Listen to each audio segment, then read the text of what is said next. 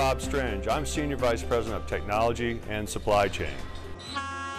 For many years, we have utilized rail cars to help bring our product to market in a safe, reliable, and cost-effective manner. Our rail car shipments travel thousands of miles across our country every day. Railroads require us as shippers to adhere to the American Association of Railroad Guidelines when loading and securing product for transportation. I know many of you have been loading rail cars for years. We have taken your experience along with the AR guidelines to create these safe and consistent processes for securing our rail loads during transit. These guidelines are important to our personal safety, the safety of the railroad employees, and the general public. Please pay close attention to this DVD, as your actions could make the difference between life and death for yourself or someone else around you.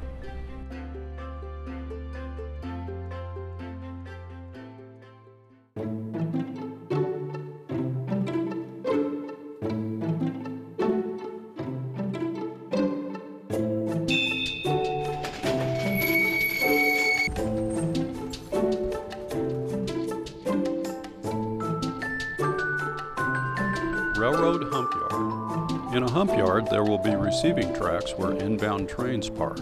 These in turn will be pulled out to a hump lead, which is a long, slightly inclined track. The engineer will move the train very slowly, about 1.5 to 2 miles an hour.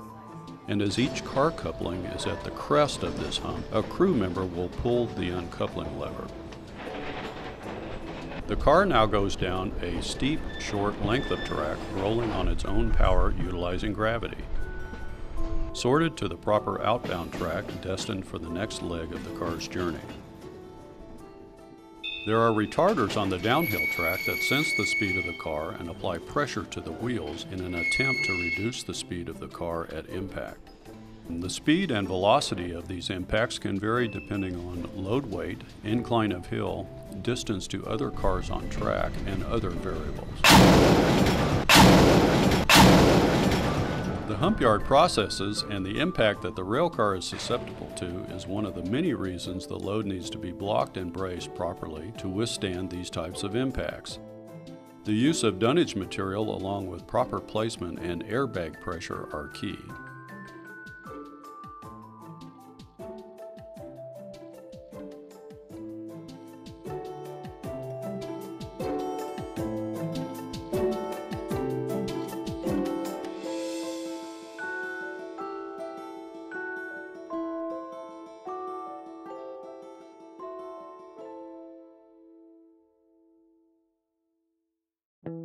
Hi, I'm Ed Barr, the Safety Director at the Alabama Operations. I just want to review some of the PPE requirements while loading a rail car. First would be the high visibility vest that will keep you visible out in the warehouse. Also needed is hearing protection, safety glasses, and steel-toed boots.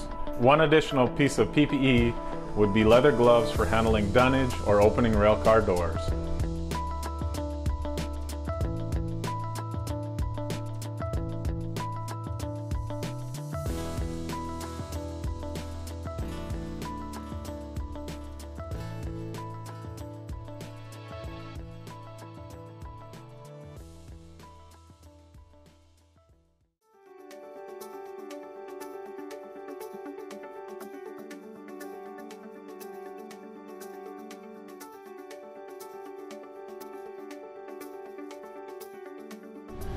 Hi, I'm Marty Gardner.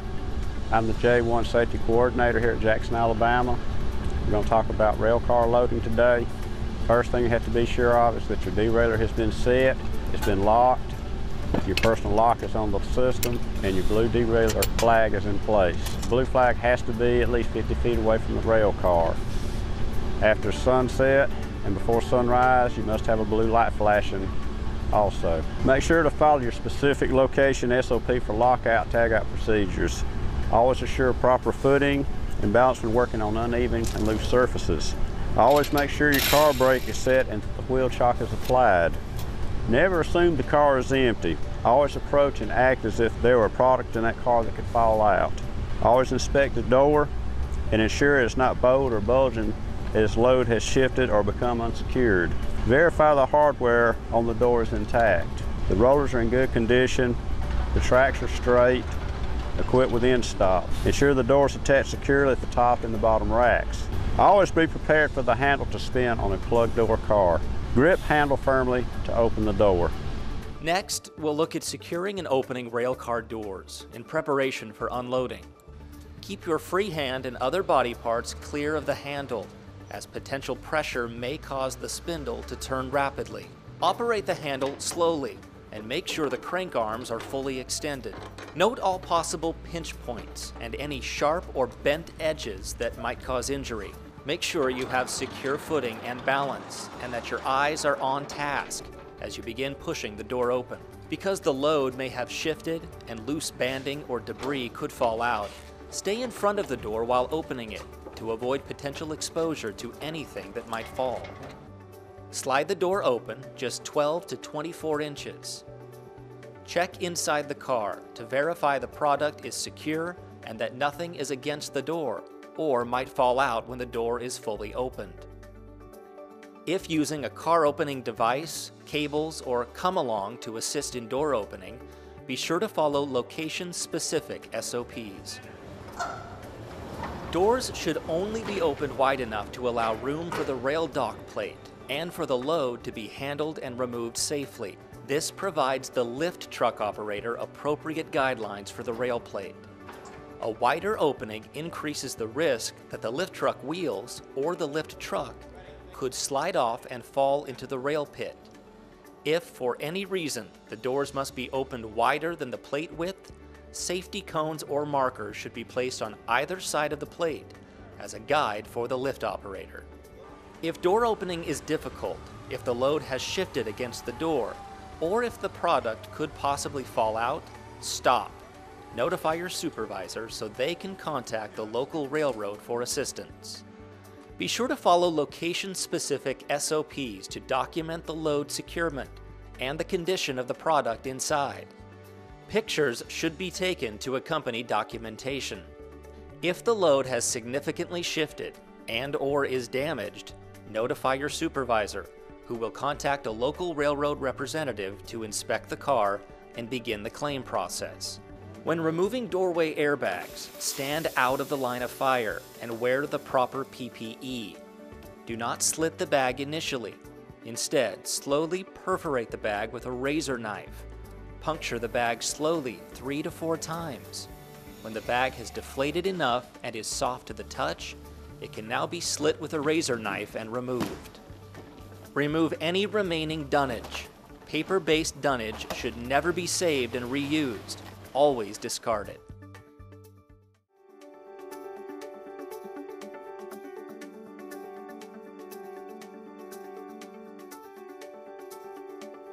Inserting the dock plate. Check to be sure at least 2 anchor locks or rings have fallen into place between the car and the edges of the dock, and that the plate does not shift back and forth. At least 3 inches of the plate should be inside the car to ensure safe entry and exit. Once the plate is in place, slowly back the fork blades out of the plate lift rings. If there is insufficient room to insert the rail plate, it may be necessary to have the rail car turned or moved into the proper position. Notify your supervisor, who will contact the local railroad for assistance. Assess weather conditions and adjust speed and actions accordingly during loading and unloading. Wet conditions will reduce traction and footing. Utilize rail shelters if they are available.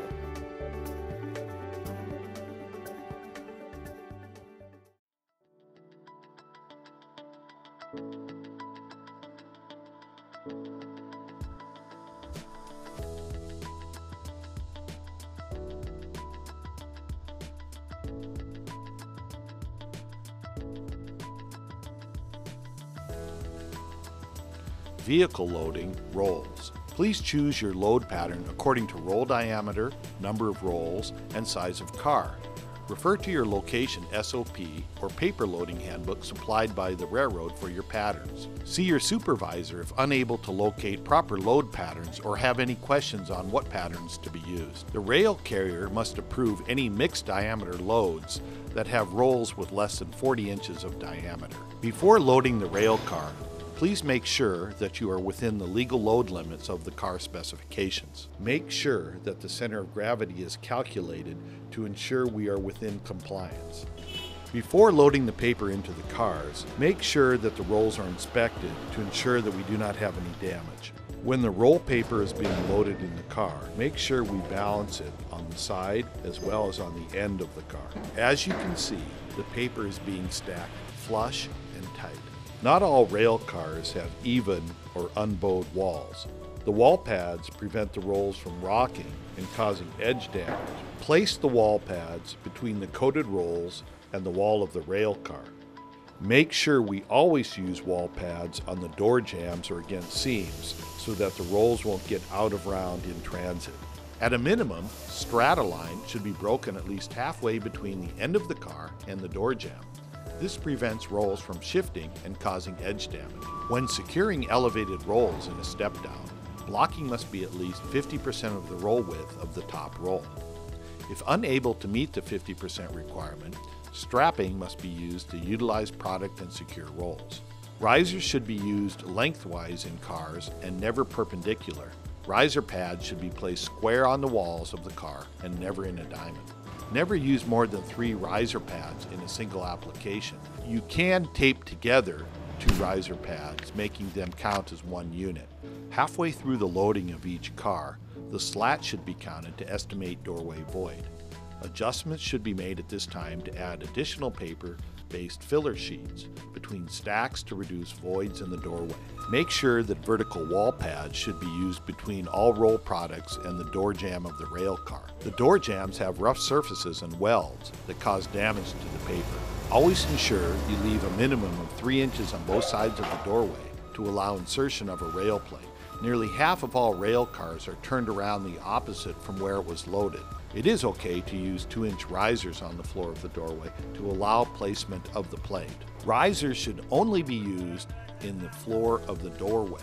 Make sure there is only one void in the rail car doorway, and this is to be filled with an airbag. Never have 2 voids in a rail car. Utilize paper-based filler sheets to reduce the void to 4 to 6 inches for the airbag, and the maximum void is 12 inches. 6 to 8 inches is optimal. Do not use more than 3 pieces of filler on each side of the bag to reduce the void. You can utilize fiber sheets to count as one piece by securing the pieces together by using tape. Airbags should be used in every rail car, and the airbag should at least be 1 inch off the floor and never higher than the top height of the roll. Since paper is very heavy and dense, we should always be using level 4 and 5 airbags, but never apply them in tandem. When inflating an airbag, make sure the PSI is between 8 and 10 pounds. Never just go by feel. Proper inflation is necessary because rolls may shift in transit. The airbag should sit for 30 minutes after it's been inflated and then be retested. During this time, the load may seat and require additional air in the bag. This will also tell you whether the airbag was defective and if it is leaking. Be sure to save all defective airbags so they can be returned to the manufacturer. Once the airbag is in place, please write with a marker the void length and the airbag PSI. This will help determine when a rail car is mishandled during transit. If you have a sliding door car, make sure you use strapping in the doorway for both the upper and the lower levels. Once the rail car is completely loaded and properly secured, make sure to fill out all the necessary paperwork and include a picture that will be posted on the Load Securement SharePoint.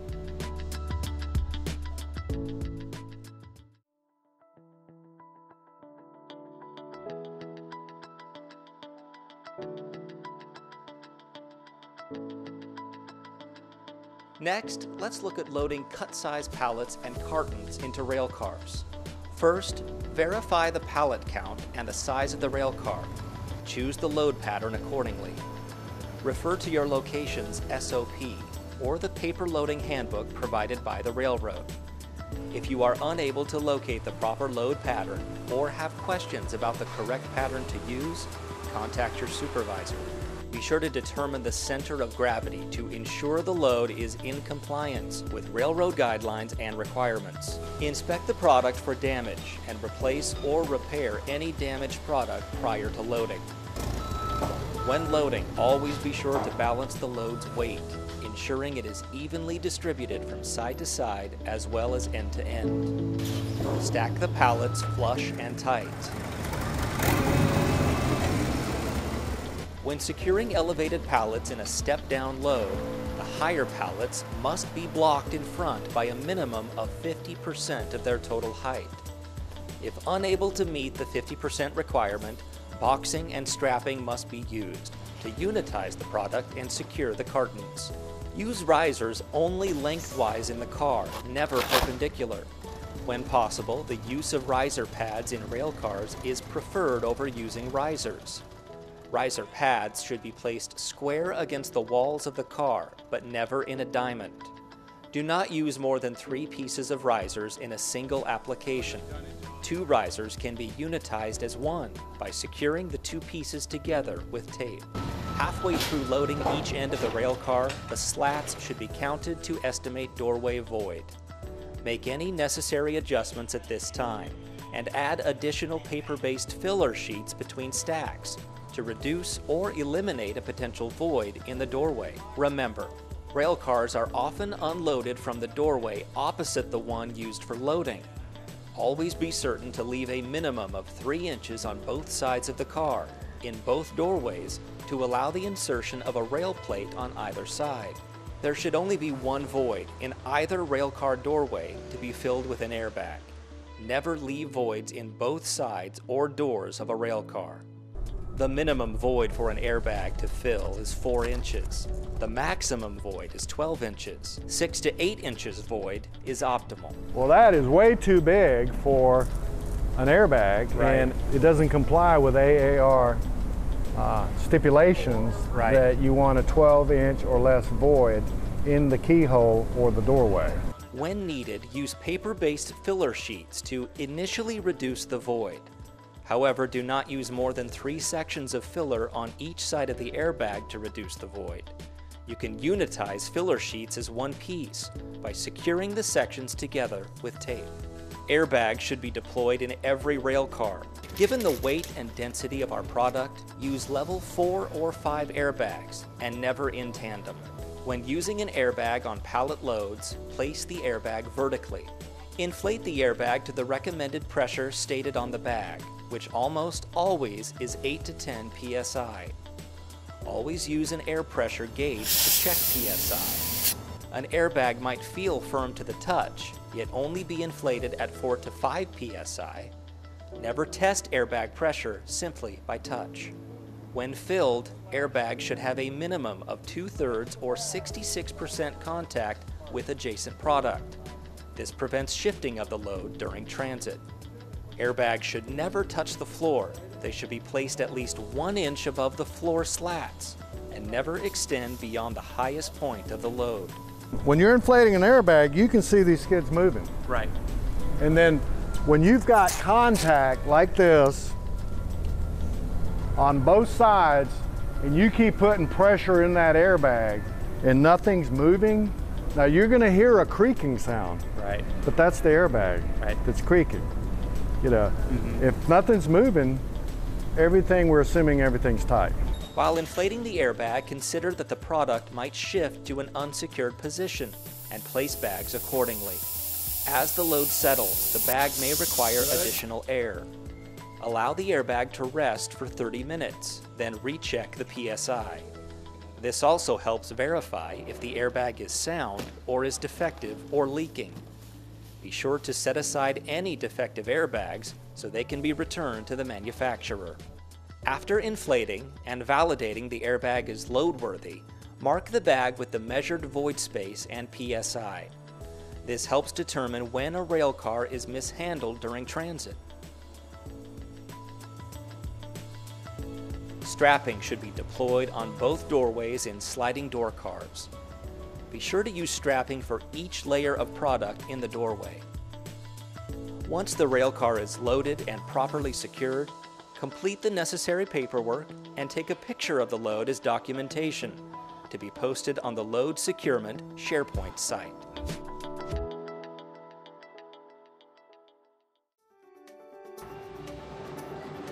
Now we will look at closing rail car doors and re-securing cars after unloading.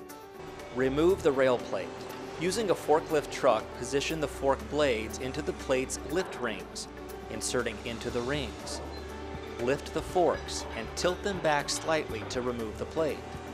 Note and avoid all possible pinch points and avoid any bent or sharp edges that may cause injury. Assure proper footing and balance. Verify that the doors close tightly. If the door proves difficult to close, notify your supervisor, who will contact the local railroad for assistance. Check to ensure all handles and locks are latched properly. Finally, make sure all paperwork is complete and place the seal on the railcar door.